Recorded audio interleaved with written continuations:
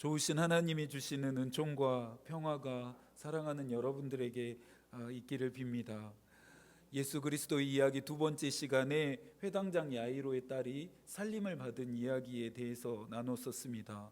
야이로는 예수의 발 앞에 엎드려서 죽어가는 딸을 살려달라고 빌고 또 빌었습니다. 제발 자신의 딸에게 찾아오셔서 손을 얹어서 살게 해달라고 요청했습니다.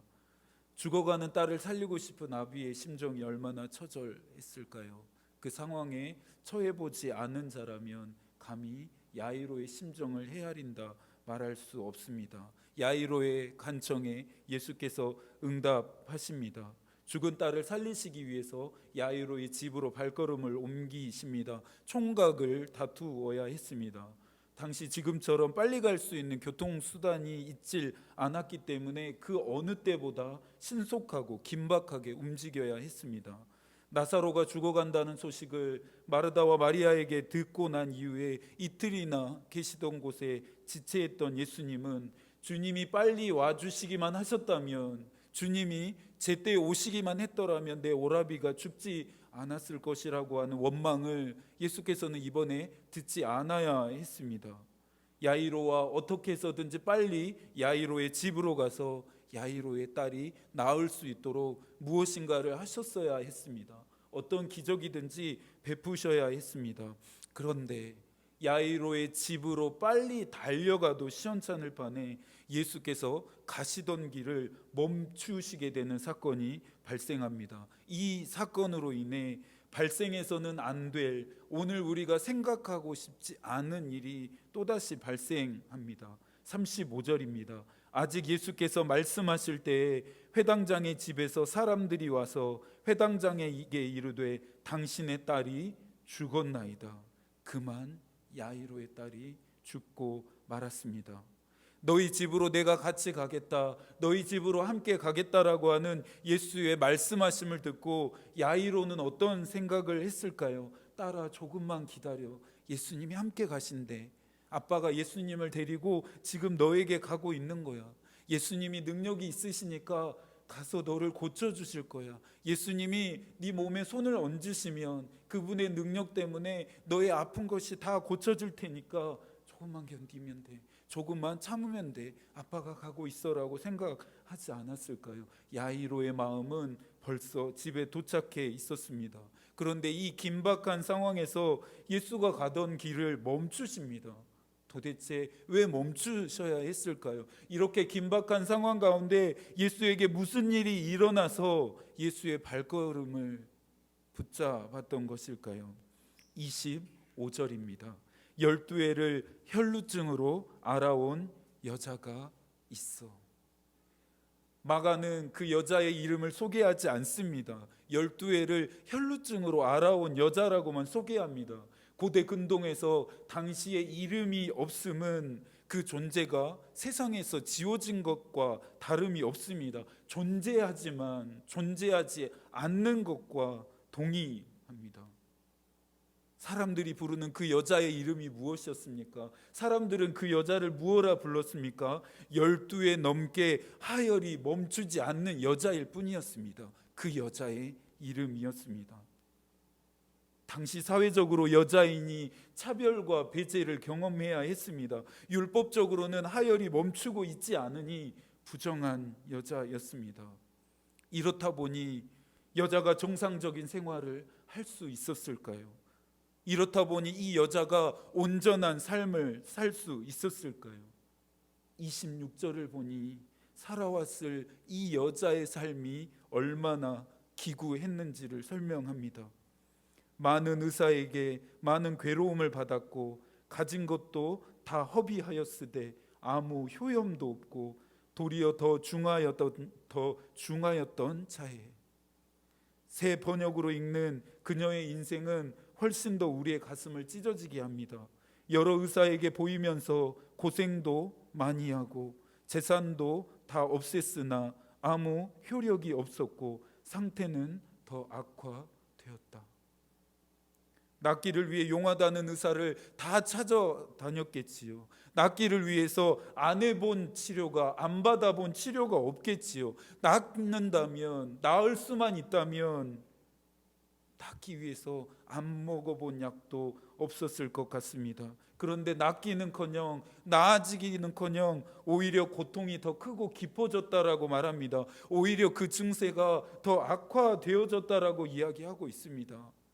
가지고 있는 모든 재산까지 다 써버렸으니 남아있는 것조차 이 여자에게는 아무것도 없었습니다. 엎친 데 덮친 격이었고 갈수록 태산이었습니다. 마가가 혈루증이라 밝히고 있는 이 질병은 지금의 어떤 질병과 유사한지를 정확하게 따져 볼 수는 없습니다.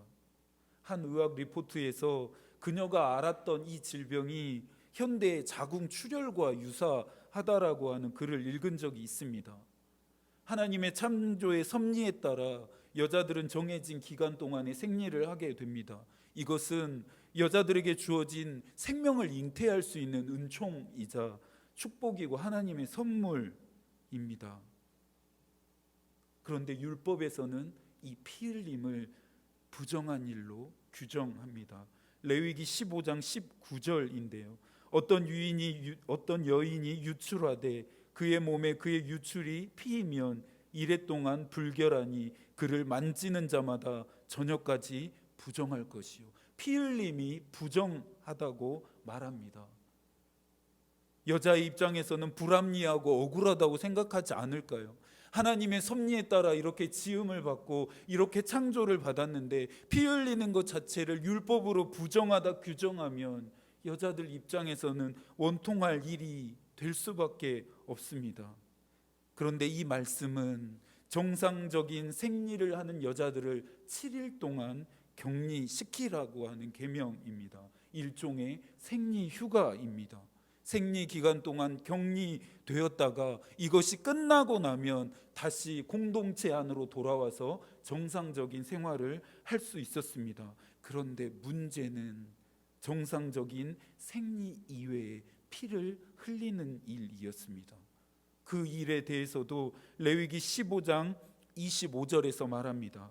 만일 여인의 피의 유출이 그의 불결기가 아닌데도 여러 날이 간다든지 그의 유출이 그의 불결기를 지나도 계속되면 그 부정을 유출하는 모든 날 동안은 그 불결한 때와 같이 부정한즉 정하신 기간 외에 정상적인 기간 외에 흘리는 피를 모두 다 부정하고 불결하다 율법이 규정합니다. 그 이후에 이어지는 말씀들은 이 부정하게 피를 흘리는 여자와 접촉하는 모든 물건들이 부정해진다고 말합니다. 이 부정한 피를 흘리는 자와 접촉하는 모든 사람들까지 다 불결해지고 부정해진다라고 말합니다. 하열이 멈추지 않는 세월이 자그만치 12해였습니다. 그냥 12해가 아니었겠죠. 세상과 사람들로부터 격리되고 분리된 채 살아야 했을 12해였습니다. 자신의 이름과 존재가 완전히 지워진 채 살았어야 했을 12해였습니다. 하루도 눈에서 눈물이 마를 날이 없었을 지옥 같은 12해였습니다. 하지만 이 12해 동안, 이 길고 긴 세월 동안 이 여자를 정말 힘들게 했던 고통은 따로 있었습니다. 지독한 절망과 외로움이었습니다. 외로움은 마음을 병들게 합니다.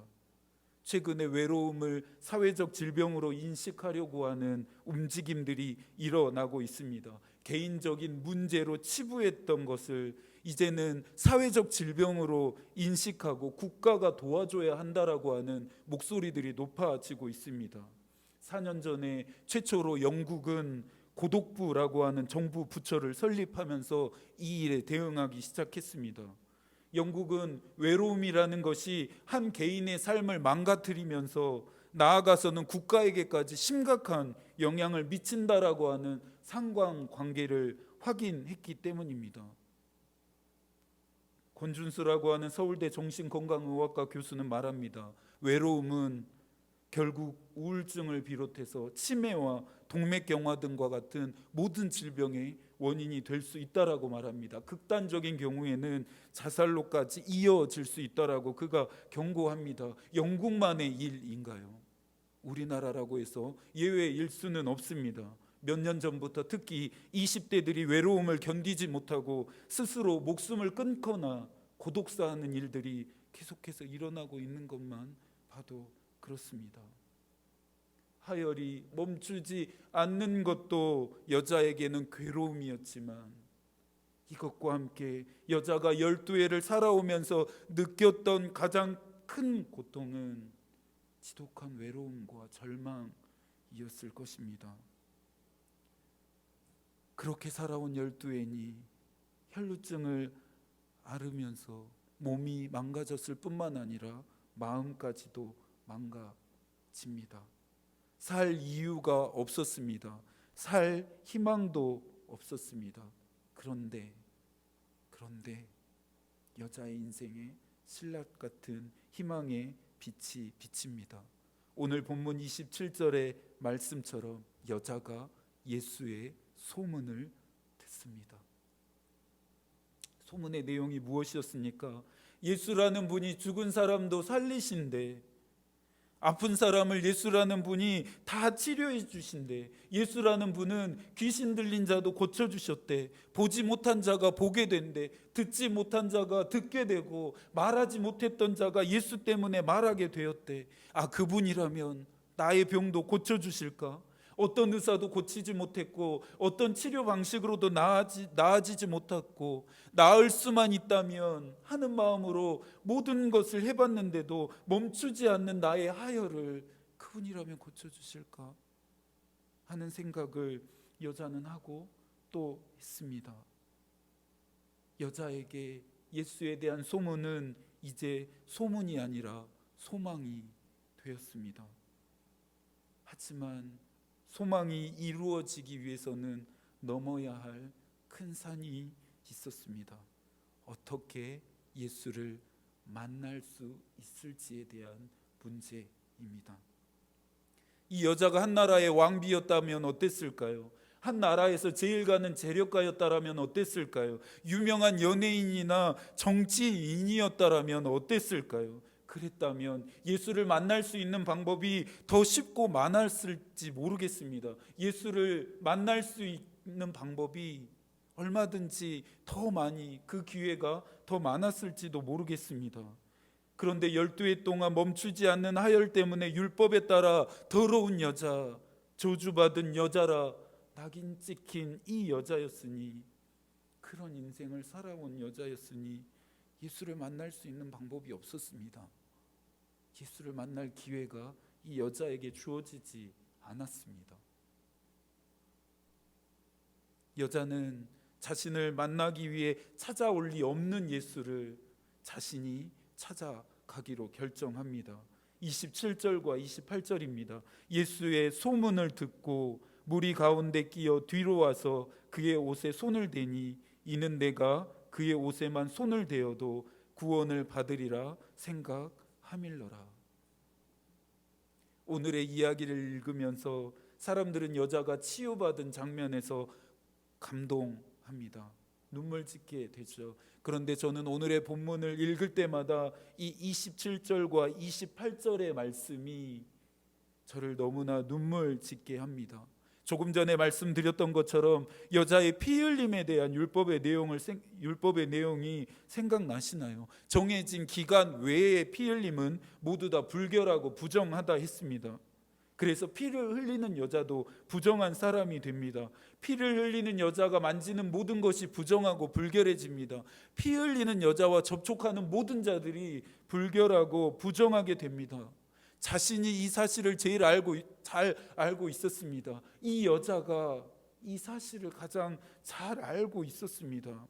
만약 이런 일들이 발생한다면 자신으로 말미암아 그 어떤 것이 부정하고 불결해지면, 자신으로 말미암아 그 누가 부정하거나 불결해지게 된다라고 하면 자신이 받아야 할 처벌이 무엇인지 어떤 지경에 처하게 되는지 그 누구보다도 이 여자가 잘 알고 있었습니다. 낳고 싶고 살고 싶은 여자의 마음이 얼마나 처절했을까요? 그런데 이 여자가 죽으면 죽겠다라고 하는 마음으로 자신 때문에 모든 것이 부정해지는 상황 가운데 들어가기로 결정합니다. 예수의 옷자락에 손을 대기까지, 예수의 옷자락을 만지기까지 나아가는 모든 순간들이 여자에게는 고통이고 아픔이었습니다. 누구 하나 도와줄 사람이 없었습니다. 함께할 친구도 없습니다. 오롯이 이 여자 혼자서 해내야 하는 일이었습니다. 예수를 따르던 수많은 무리를 뚫고 들어가기 시작했습니다. 여자의 손과 몸이 닿는 자들이 부정해졌습니다. 최종적으로는 예수라는 그분에게 손을 대야 하니 예수도 부정하게 되어질 일이었습니다. 그런데도 여자에게는 이러한 것들이 하나도 중요하지 않았습니다. 이래도 죽고 저래도 죽을 바에야 희망이 있는 쪽을 여자가 선택하고 싶었을 테니까요. 여자의 목표가 무엇이었습니까? 28절에서 말합니다. 이는 내가 그의 옷에만 손을 대어도 구원을 받으리라 생각함일러라. 여자는 예수의 말씀하심까지도 바라지 않았습니다. 예수의 손대심도 꿈꾸지 않았습니다. 다만 그분의 옷자락이라도 만진다면 12해 동안 끊어지지 않았던 나의 하혈이 멈추겠지. 그분의 옷자락에 내 손길이 닿기만 해도 12해 동안 끊어지지 않았던 내 고통이 끊어지게 되겠지라고 생각했습니다. 우리에게 잘 알려지지 않은 것이 있습니다. 예수의 옷자락에 손을 대겠다라고 하는 이 여자의 행동이 얼마나 위험한 것이었는가입니다. 당시 옷은 사회적으로 신분이나 정체성이나 출신을 나타내는 수단이 되었습니다. 자료를 찾아보니까 여자는 예수의 옷을 아무데나 만진 것이 아니었습니다. 정확히 말하면 예수의 겉옷이었습니다. 겉옷 귀퉁이에 달려있는 옷단수를 이 여자가 만진 것이었습니다. 모든 유대 남자들에게는 겉옷은 특별하고 중요한 의미를 가지고 있었다고 합니다. 왜냐하면 민수기 15장에서 하나님이 이스라엘 백성들에게 옷을 지어 입으라 명령하실 때 지정한 부분이었습니다. 이 옷단의 술은 하나님의 계명, 하나님의 백성, 하나님의 자녀라고 하는 그것을 기억하도록 만든 장치였기 때문에 겉옷에 달려있는 옷단술은 굉장히 중요한 의미였습니다. 유대인으로 태어나셨으니 예수께서도 당연히 이러한 옷을 입으셨습니다. 1세기 한 랍비가 기록한 문헌을 보니까 온전하지 않은 자가 온전한 자의 옷단술에 손을 대면 온전해진다라고 하는 말이 있습니다. 어디 나라든지 이러한 전설 중 하나 있습니다. 어떤 동상에 발을 비비면 아들을 낳는다는 둥, 어디 가서 씻으면 나음을 받는다는 둥, 이런 전설들이 있죠. 하지만 예수가 입은 겉옷의 술은 전설이 아닌 실제하는 능력으로 나타났습니다. 마가복음 6장 56절입니다. 아무데나 예수께서 들어가시는 지방이나 도시나 마을에서 병자를 시장에 두고 예수께 그의 옷가에라도 손을 대게 하시기를 간구하니 손을 대는 자마다 다 성함을 얻으니라. 예수의 옷자락에 손을 댄 것은 여자만이 아니었습니다. 많은 사람들이, 치료와 회복이 절실한 자들이 예수의 옷자락을 만졌습니다. 이처럼 손을 댄 자들이 어떻게 되었습니까? 모두 다 성함을 입었습니다. 치료가 되고 회복이 되었습니다.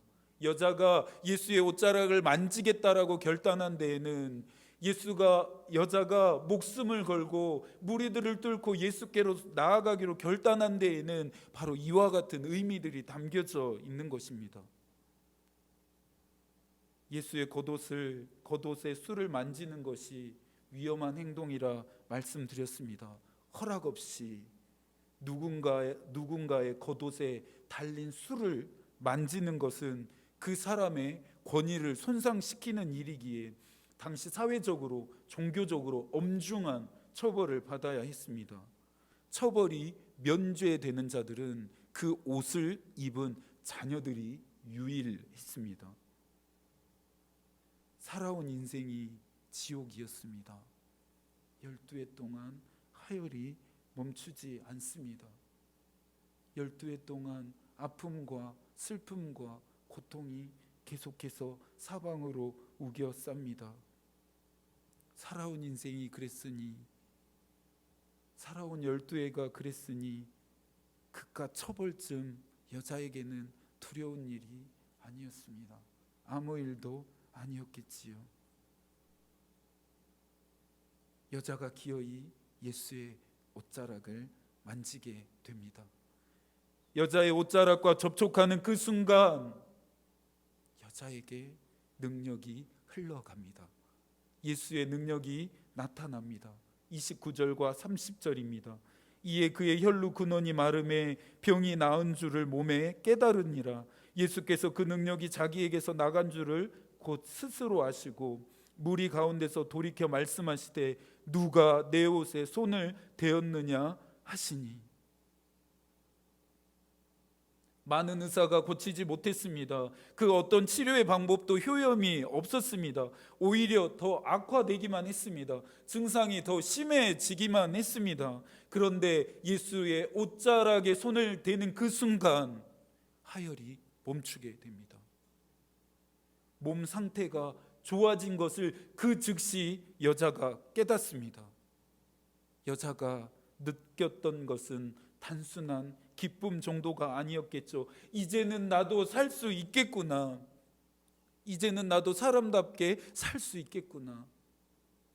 이제는 나도 평범한 삶을 살 수 있겠구나 라고 생각할 수 있었으니 여자에게는 이것이 구원이었습니다. 그렇게 생각했을 여자의 마음을 헤아리자니 눈물이 나지 않을 수가 없습니다. 그런데 여자가 계산하지 못했던 상황이 발생합니다. 어떻게 해서든지 무리를 뚫고 가서 예수의 옷자락만 만지고 돌아올 소산이었습니다. 목표는 그것 딱 하나였습니다. 그런데 옷자락을 만진 순간 여자가 느낀 것과 다른 깨달음을 예수가 느끼게 됩니다. 예수께서 자기에게서 능력이 나간 것을 깨닫게 됩니다. 자기에게서 능력이 빠져나갔다라는 것을 예수가 알게 됩니다. 누군가 자신의 옷에 손을 대었음을 직감하게 되죠. 무리 가운데 서서 무리를 둘러보시면서 큰 소리로 내 옷에 손댄 자가 누군지 찾으시며 말씀하십니다. 누가 내 옷에 손을 대었느냐라고 그 자를 찾으십니다. 제자들은 스승인 예수의 행동이 이해가 가지 않았습니다. 이렇게 많은 사람들이 예수 주위에서 에워싸고 밀고 있는데 예수께 접촉한 사람이 한둘이었겠냐라고 제자들은 생각했습니다. 예수의 옷자락, 옷깃을 만진 사람이 한두 사람이 아니었을 텐데 갑자기 누군가 내 옷에 손을 대었다, 그 사람을 찾으시는 예수의 말씀하심이 제자들은 어이가 없었습니다. 그런데 우리는 알고 있습니다. 우리는 알고 있죠. 예수의 이 질문에 답이 정해져 있다라는 것을 오늘 우리는 알고 있습니다. 이 질문은 제자들을 향한 것이 아니었습니다. 누가 내 옷에 손을 대었냐 물으시는 이 물음은 예수 주위에 모여있는 무리들을 향한 것도 아니었습니다. 제자들 사이에, 무리들 사이에 숨어있는 오로지 한 사람을 향한 질문이었습니다. 12해 동안 하혈이 멈추지 않았던 그 여자였습니다. 32절에서 예수께서 이 일을 행한 여자를 둘러보셨다 말씀하십니다. 단번에 그 여자를 예수께서 찾아내십니다.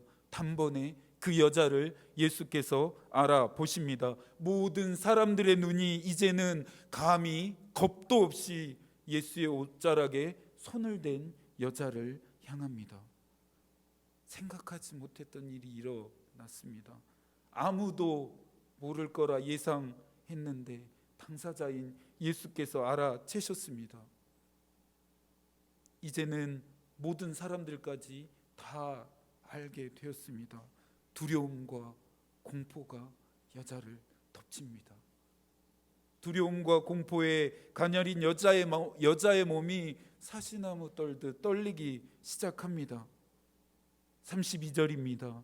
여자가 자기에게 이루어진 일을 알고 두려워하여 떨며 와서 그 앞에 엎드려 모든 사실을 여쭈니.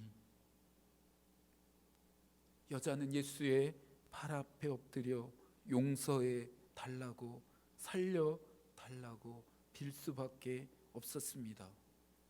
그러면서 자신의 기구한 인생을 털어놓습니다. 우리가 알고 있는 이야기를 예수에게도 들려드립니다. 이제 엄중한 처벌이 내려질 거라 예상했던 사람들의 눈길이 예수를 집중합니다. 주목합니다. 예수의 입이 움직입니다. 그리고 말씀하십니다. 예수께서 이르시되 딸아, 내 믿음이 너를 구원하였으니 평안히 가라. 내 병에서 놓여 건강할지어다. 이름을 잃어버린 지 오래였습니다. 하혈이 멈추지 않는 부정하고 저주받은 여자라 손가락질 받아온 인생이 자그만치 12해였습니다. 그 어디에서도 환영받지 못했습니다. 그 누구에게도 따뜻한 말 한마디 듣지 못했습니다. 그런데 오늘 예수께서 이 여자를 뭐라고 부르십니까? 딸아, 딸아, 내 딸아 하고 부르십니다. 하나님이신 예수가 이 여자가 어찌 살아왔는지 모르셨을까요? 이 여자가 12해 동안 겪었을 그 고통의 깊이를 예수께서 헤아리지 못하셨을까요? 예수는 다 아셨습니다. 이미 다 헤아리고 계셨습니다. 그런 이 여자를 향해 예수께서 부르십니다. 딸아, 딸아, 내 딸아. 딸이라 부르는 예수의 말씀하심에 끊어지지 않았던 고통과 슬픔과 수치가 말끔하게 씻겨졌을 것입니다. 겨울 폭풍이 매섭게 몰아치는 것 같은 자신의 인생에 따뜻한 봄볕이 내려쬐물 여자가 경험합니다. 기댈 곳이 없었죠. 디딜 땅이 없는 이 여자에게 예수께서 아버지가 되어 주십니다. 그런 후에 하혈이 멈추게 된 것은 나 때문이 아니라 너 때문이라고 예수께서 말씀하십니다. 나의 능력 때문이 아니라 너의 믿음 때문이라고 예수께서 말씀하십니다. 세상이 보기에, 사람들이 보기에 이해할 수 없는 여자의 행동을 예수께서는 믿음이라고 규정하십니다. 누구나 할 수 있는 일을 하는 것은 믿음이 아니겠죠. 예측할 수 있고 계산할 수 있고 이해할 수 있는 일을 하는 것을 믿음이라고 할 수는 없습니다. 그래서 히브리서 11장 1절에서 히브리서 기자는 말합니다. 믿음은 바라는 것들의 실상이요 보지 못하는 것들의 증거가 된다라고 이야기합니다. 여자를 향한 구원의 은총은 이것이 다가 아닙니다. 여자가 느끼고 있었을 두려움을 평안으로 바꾸어 주십니다. 그리고 앞으로는 건강하게 살아라라고 축복을 더하십니다. 야이로의 집을 향하던 예수가 일부러 발걸음을 멈추신 이유입니다. 예수께서 이 여자를 위해 일부러 발걸음을 멈추셨습니다. 자신이 발걸음을 일부러 멈추어야만 이 여자가 살 수 있기 때문입니다. 우리 주님 너무 좋으신 분이시죠. 너무 사랑이 많으신 분이십니다. 우리의 마음을 헤아리시는 분이십니다. 그런 주님을 저와 여러분이 믿고 있습니다. 이 여자에게 임했던 은혜와 능력이 여러분에게 필요하십니까? 저에게는 필요합니다. 저는 필요합니다. 너무나 간절합니다. 아침 기도회 때마다 이 은혜와 능력이 사랑하는 여러분들에게 임하기를 기도하고 있습니다.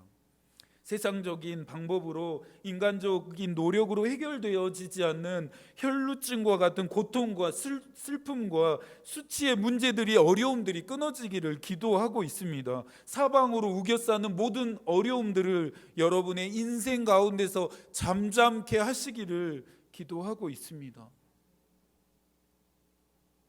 오늘의 이야기를 통해 우리가 얻게 되는 은총이 있습니다. 예수께서 저와 여러분 앞에서 발걸음을 멈추신다라는 약속입니다. 나인성 과부 앞에서 발걸음을 멈추셨던 것처럼, 야이로 앞에서 걸음을 멈추셨던 것처럼, 마리아와 마르다 앞에서 걸음을 멈추셨던 그분이 오늘 저와 여러분 앞에서 발걸음을 멈추시겠다 말씀하십니다. 여러분이 찾아올 수 있도록, 여러분이 만날 수 있도록 그분이 여러분 앞에 서 있기로 결정하십니다. 내 아들아, 내 딸아, 자비로운 음성으로 그분이 여러분을 부르십니다. 그분의 눈길이 저와 여러분을 향하고 있습니다. 그분의 옷자락에 손을 대도록 우리 주님이 오히려 그의 몸을 우리에게 다 내어주십니다. 우리의 죄를 사하시기 위해, 우리를 구원하시기 위해 몸이 찢기는 것조차 다 참으시며 감내하셨던 그 주님이 몸을 우리에게 내어주시는 것이, 옷자락을 잡으러 멈추시는 것이 어려운 일은 아닐 테니까요.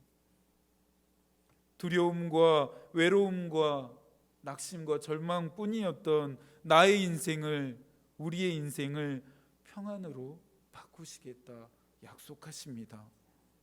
우리의 몸과 마음을 강건하게 하시겠다 말씀하십니다. 이 은혜가 필요하십니까? 이 능력이 필요하십니까? 그렇다면 예수의 발 앞에 엎드리십시오. 고통과 슬픔과 수치의 근원이 마르게 해달라고 빌고 또 비십시오. 여자가 입은 능력, 여자에게 베풀으셨던 그 은혜, 주님 저에게도 베풀어 달라라고 간청하고 요청하십시오. 세상이 불가능하다라고 말하고 사람이 될 수 없다라고 말하는 그런 일들 앞에 주님 십자가의 능력으로 이기게 해달라고 기도하십시오. 예수의 옷자락을 붙들려는 우리의 간절한 믿음에 우리를 불쌍히 여기시는 주님이 응답하실 것입니다. 우리는 어떻게 해야 할까요? 우리는 무엇을 해야 할까요? 그냥 믿기만 하십시오. 그분이 일하시도록 그분 뒤로 물러서십시오. 이미 그분의 역사가 시작되었습니다. 우리를 향하신 그분의 능력과 은혜는 이미 시작되었습니다. 그것이 그 은혜와 능력이 너희의 것이다라고 주님이 오늘 우리에게 말씀하십니다. 하나님의 마음이 우리의 기도가 되고 하나님의 뜻이 우리의 길이 되기를 빕니다. 아멘.